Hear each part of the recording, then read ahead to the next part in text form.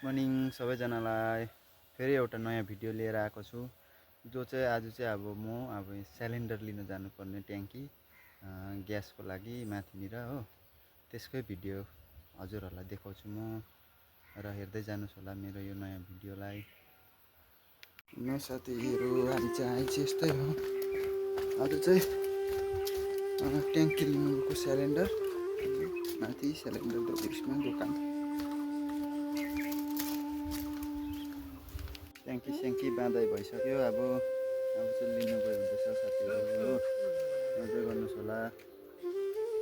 अब फेरि सिधै माथिको देखाउँछु भिडियो। सिलिन्डर लिएर गयो हुँदैछ हेर्नुहोस् घरतिर लगायो हुँदैछ सिलिन्डर हेर्नुहोस् होला साथीहरू हो पुरा भारी छ यो